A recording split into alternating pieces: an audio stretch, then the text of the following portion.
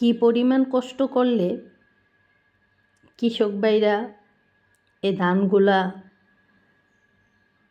ঘরে তুলতে পারে। তারপরে ধান থেকে চাউল হয়। আসসালামু আলাইকুম, কি অবস্থা সবার? তো আজকে আমি একটু জমিতে গেছিলাম যে একটু ঘুরে দেখে আসি। তো এই তো ভাবলাম যে আপনাদের সাথে নিয়েই দেখি। এই যে দেখেন, ধানগুলো একদম পাকা, একদম ঘরে তোলার সময় হয়ে গেছে। যদিও বৈশাখ মাস, এখন খুব বৃষ্টি, এতদিন কিন্তু বৃষ্টি ছিল না, এখন কিন্তু খুব বৃষ্টি। তো যাই হোক, আজকে আমার চাচা শ্বশুর যে ওনাদের ধান কাটছে, অনেক ধান। তো সেই কারণে ওইখানে যাওয়া।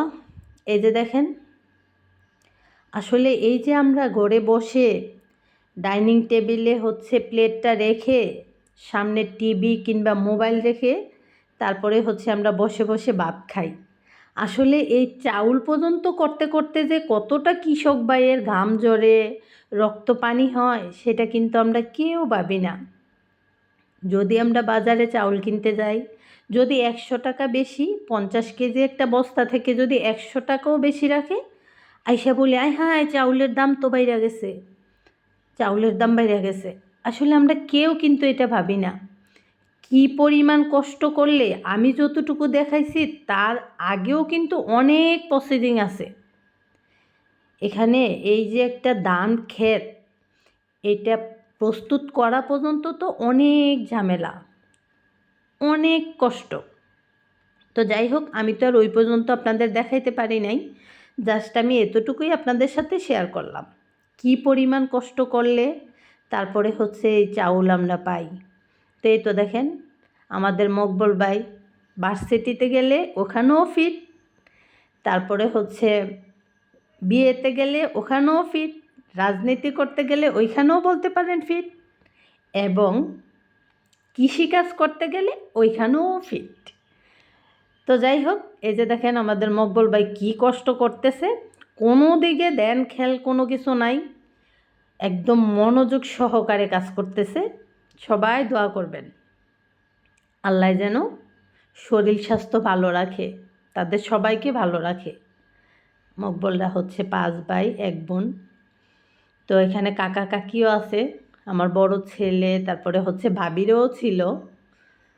তো ওনাদের আসলে যেহেতু ওনারা ভিডিওতে আসতে চায় না, ওনাদের আর করি নাই, জাস্ট ওদেরকেই দেখাইলাম। তারপরেও এখন একটু সহজ বলা যায়, কারণ মেশিনেও কাটা যায় ধান। তারপরে এই যে দেখেন, মেশিন দিয়েই চাউলগুলা মানে ধানগুলো ছড়া যায়। এই এখন শুধু বাতাস আসলে ধানগুলা উড়াইতে হয়, তারপরে ওই ময়লাগুলো পরিষ্কার করার পরে সিদ্ধ করে শুকাইয়া বাড়িতে নিয়ে আসে, এরকমের। এখন কিছুটা সহজ বলা যায়, আগে কিন্তু আরও কষ্ট ছিল। তো যাই হোক, এটাও কিন্তু কম না। আর এদিকে দেখেন, এই যে এগুলো ছড়া শেষ, এটা এইভাবেই রেখে দিছে। আর তার পাশে এই ধানগুলা সিদ্ধ করার জন্য এই যে খেরগুলা, ধান গাছগুলা, ওইগুলা এই যে আমার কাকা শ্বশুর আর আমাদের জয়নাল ভাই, উনি আমার বড় বাসুর হয়। তো ওনারা এই যে এগুলা খেরগুলা ছড়াইতেছে।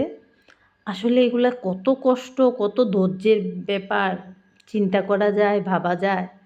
তো আপনারা সবাই দোয়া করবেন আল্লাহ যেন ওনাদের সবার শরীর স্বাস্থ্য ভালো রাখে। তো আজকের মতো বিদায়, আল্লাহ হাফেজ।